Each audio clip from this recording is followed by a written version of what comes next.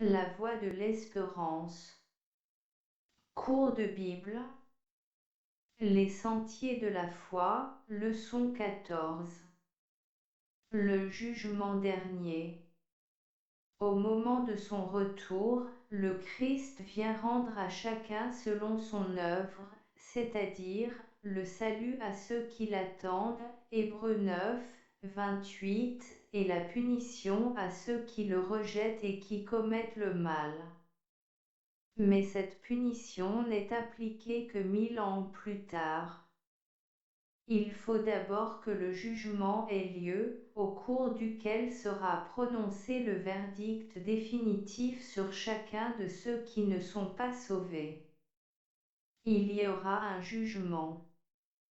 Le livre de l'Ecclésiaste se termine par ces mots, 12, 15, 16, écoutons la fin du discours, crains Dieu et observe ses commandements. C'est là ce que doit tout homme. Car Dieu emmènera toute œuvre en jugement, au sujet de tout ce qui est caché, soit bien, soit mal.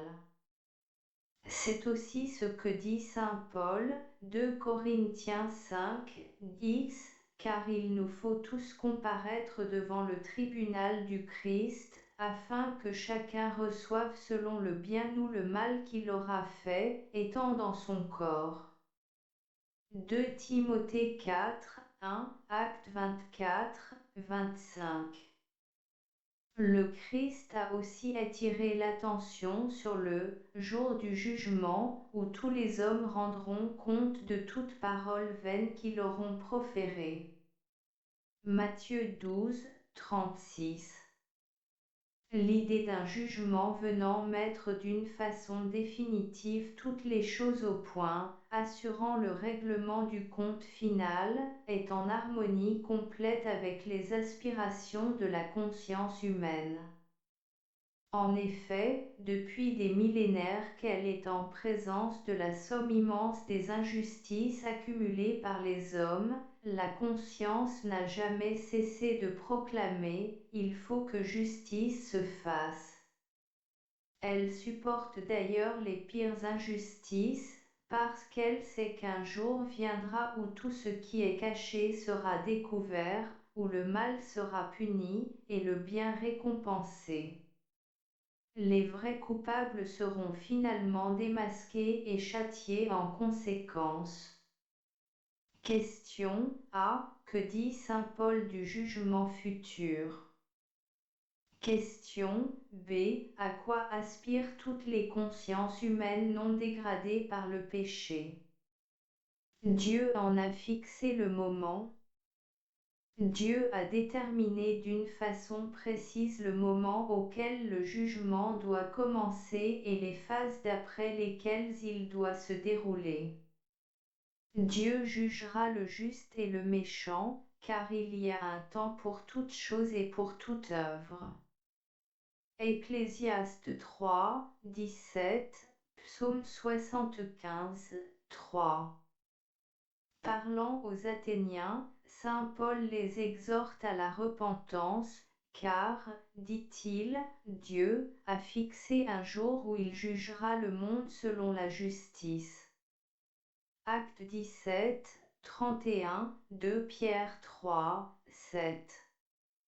Remarquons, en passant, qu'un jugement appelé à se dérouler à une époque bien déterminée implique l'idée que les hommes, quels qu'ils soient, ne peuvent recevoir leur récompense ou leur châtiment au moment de leur mort. Question: qu'est-ce que Dieu a fixé? Deux phases distinctes. En réalité, le jugement dernier comporte deux phases bien distinctes.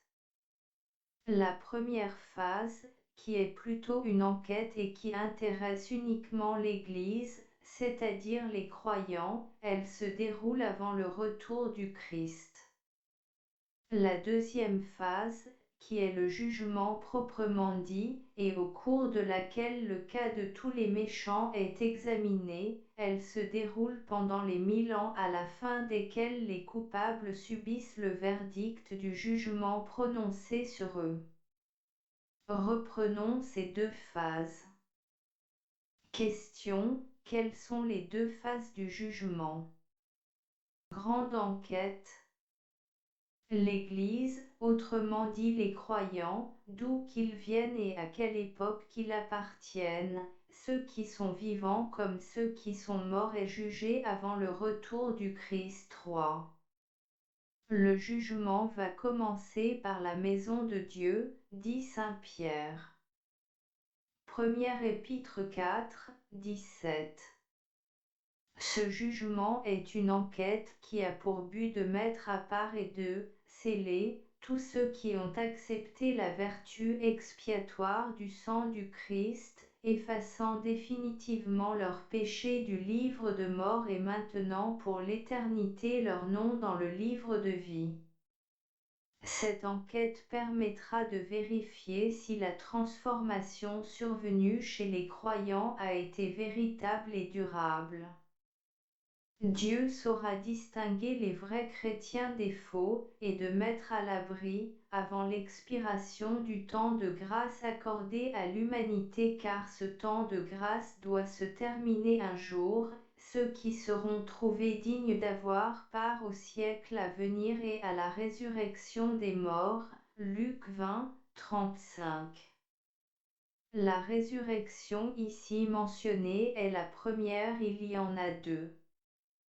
Question: quel est le but de la grande enquête qui forme la première phase du jugement? Paragraphe de texte. Des livres sont ouverts. Dans cette enquête, Dieu est le souverain juge. Il est accompagné de myriades d'anges, Daniel 7, 9, 10, Apocalypse 5, 11. Le Christ fait office d'avocat et de médiateur. Des livres sont ouverts, et le cas de chaque croyant est examiné. Les Saintes Écritures nous parlent de 3 livres. Le livre de vie, où le nom des justes est inscrit du fait qu'ils ont accepté le sacrifice de Jésus grâce auquel ils sont rendus justes, voir Daniel 12, 1, Apocalypse 3, 5 et 20, 12, Luc 10, 20. Le livre de mort, où sont rapportées toutes les mauvaises actions, voir Jérémie 2, 22, Osée 13, 12. Le livre de souvenirs, où s'inscrivent toutes les bonnes actions, Malachie 3, 16. Nos bonnes actions sont donc consignées dans le livre de souvenirs, et nos mauvaises actions dans le livre de mort. À partir du moment où nous avons accepté le sacrifice de Jésus, notre nom figure dans le livre de vie. Seules les personnes dont le nom figure dans le livre de vie font l'objet de la grande enquête. Il s'agit de savoir si leur nom doivent y demeurer inscrits. Dans ce cas, ils ne viennent pas en jugement, ou s'ils doivent en être effacés. Dans ce cas, ils sont mis au nombre des méchants et doivent donc être jugés au cours de la seconde phase du jugement. Question: quels sont les 3 livres dont parlent les Saintes Écritures? Jésus-Christ, avocat et médiateur. Dieu est le juge. La règle du jugement, c'est la loi des 10 commandements, que saint Jacques 2, 12 appelle la loi de liberté. Parlez et agissez comme devant être jugés par une loi de liberté. La loi nous condamne, mais la grâce intervient. Nous ne sommes pas placés sous la loi sans la grâce, nous sommes placés sous la grâce avec la loi. Notre foi doit être sincère, agissante, efficace. La confession des péchés, l'acceptation par la foi du sacrifice du Christ et l'engagement de vivre, avec le secours du Saint-Esprit, une vie d'obéissance, sont les conditions de l'inscription de notre nom dans le livre de vie. Le Christ peut alors devenir notre avocat et intercéder pour nous. Son sang est efficace pour satisfaire la loi transgressée. Ses mérites nous assurent un salut éternel. Il confesse notre nom devant son Père qui est notre Père, il défend notre cause au moment de l'enquête et, grâce à lui, nos noms sont dans le livre de vie, nos actes d'obéissance restent gravés dans le livre de souvenirs, et nos péchés sont pour toujours effacés du livre de mort.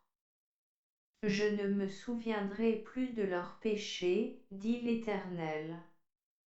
Celui qui vaincra sera revêtu ainsi de vêtements blancs, je n'effacerai point son nom du livre de vie, et je confesserai son nom devant mon Père et devant ses anges. Jérémie 31, 34, Apocalypse 3, 5. En supposant que l'enquête établisse que nous ne sommes pas dignes du titre de croyants, des enfants de Dieu, alors nos noms sont rayés du livre de vie, Exode 32, 33, Psaume 69, 29, nos péchés sont maintenant dans le livre de mort, Ézéchiel 18, 24, nous sommes comptés au nombre des méchants et devrons comparaître à nouveau devant le tribunal céleste, mais cette fois sans avocat, le Christ lui-même étant le juge, le degré de notre culpabilité sera établi et la sentence prononcée. Que Dieu nous épargne cette affreuse condition. Question A. Quelle est la règle du jugement? Question B. Par qui sommes-nous sauvés? Question C. Si Jésus confesse notre nom devant son Père, quand est-il de ce nom et de nos péchés? Le jugement des méchants. La seconde phase du jugement, ou jugement des méchants, se déroule pendant les 1000 ans qui suivent le retour du Christ, période pendant laquelle le Christ est à la fois roi et juge. Si la première phase a été dirigée par le Père, la seconde phase est dirigée par le Fils. Le Père ne juge personne, mais il a remis tout jugement au Fils. Il lui a donné le pouvoir de juger, parce qu'il est Fils de l'homme. Jean 5, 22, 27. Dieu jugera par Jésus-Christ les actions secrètes des hommes. Romains 2, 16. À la première phase, les anges prennent une grande part, à la seconde, ce sont les élus eux-mêmes. Ils sont au ciel et sous la direction du Christ, ils jugent les méchants et les anges déchus. Ne savez-vous pas que les saints jugeront le monde? Ne savez-vous pas que nous jugerons les anges? 1 Corinthiens 6, 2,3, Apocalypse 2 au 4. Des livres furent ouverts, et un autre livre fut ouvert, celui qui est le livre de vie. Et les morts furent jugés selon leurs œuvres, d'après ce qui est écrit dans ces livres. Apocalypse 20, 12, 13. La norme qui a servi dans la grande enquête servira également dans le jugement des méchants. Cette norme, c'est la loi de Dieu. La sentence établissant la peine à subir par chacun tiendra compte des responsabilités. On demandera beaucoup à qui l'on a beaucoup donné, et on exigera davantage de celui à qui l'on a beaucoup confié. Luc 12, 48. Question: par qui les méchants sont-ils jugés? L'application du verdict. La sentence sera juste. Tous les méchants, il est vrai, sont voués à la destruction finale et définitive, mais les uns la subiront instantanément, tandis que les autres devront, dans la souffrance, expier leur forfait. Quelle que soit la durée et l'intensité de cette souffrance, celle-ci forme toujours la phase préliminaire de l'anéantissement. Le verdict sera appliqué à la fin des 1000 ans. Rien ne pourra l'empêcher, l'exécution de la sentence est d'ailleurs nécessaire à la réalisation totale du plan de Dieu. À son tour, Satan lui-même sera détruit. Le mal disparaîtra. La mort ne sera plus. L'harmonie universelle, un instant troublée par Lucifer, sera rétablie pour l'éternité.